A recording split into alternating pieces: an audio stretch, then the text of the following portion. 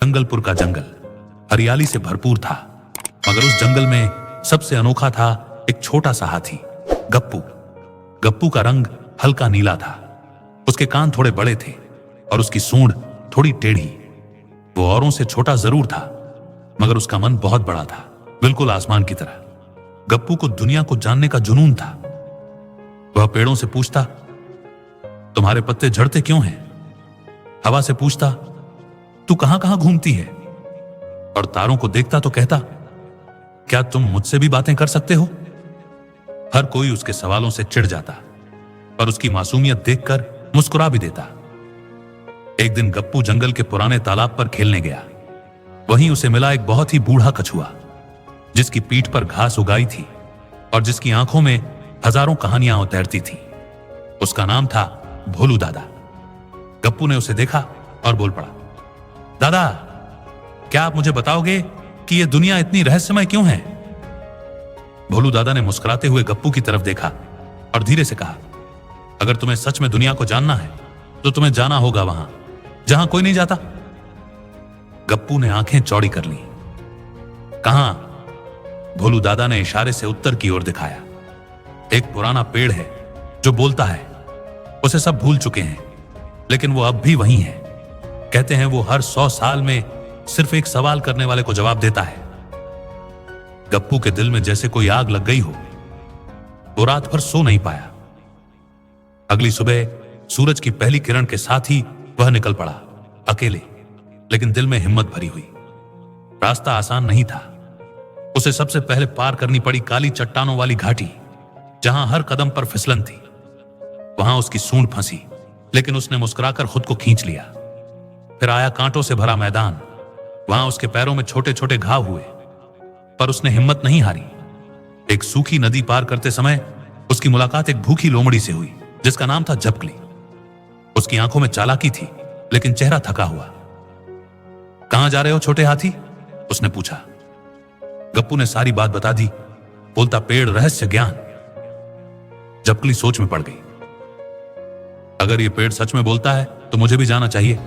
शायद कोई जादू, कोई खजाना मिल जाए। वो गप्पू के साथ हो ली।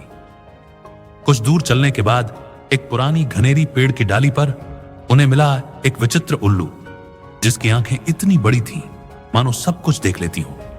उसका नाम था हू हू। वह ध्यान कर रहा था, और जब उसकी आंख खुली तो मानो हवा भी रुक गई। तुम बोलते पेड़ की ओर जा रहे हो? उसने बिना पूछे ही कहा। जान लो, वहां सिर्फ शरीर नहीं, आत्मा की परीक्षा होती है। तुम्हें अपने मन के सबसे गहरे सवालों के जवाब देने होंगे। गप्पू थोड़ा डर गया, लेकिन झपकली बोली, हम तैयार हैं। आखिरकार एक दिन बाद वे पहुंचे उस पेड़ के पास, जो सचमुच किसी देवता की तरह खड़ा था। उसकी छाल पर हजारों रेखाएं थीं, जैसे वक्त की कहानियां खुद में समेटे हुए हों। उसके चारों तरफ सन्नाटा था, इतना गहरा कि पत्तों की सरसराहट भी डर लगती थी। गप्पू ने हिम्मत करके पूछा, क्या आप वही पेड़ हैं जो बोलता है?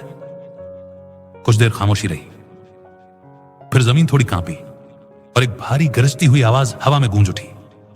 तुम कौन हो और क्यों आए हो मेरे पास? गप्पू कांप रहा था, लेकिन उसने जवाब दिया, मैं गप्पू हूं। मैं जानना चाहता हूं सब कुछ। सच्चा ज्ञान क्या होता है और क्यों होता है? पेड़ की शाखाएं हिली। फिर आवाज आई, तो सुनो, मैं तुमसे 3 प्रश्न पूछूंगा। उत्तर तुम्हारे मन से देना, ना चालाकी चलेगी ना नकल। गप्पू ने सिर हिलाया। पहला सवाल हवा की तरह आया, अगर तुम्हारे पास अपार ताकत हो जाए तो तुम क्या करोगे?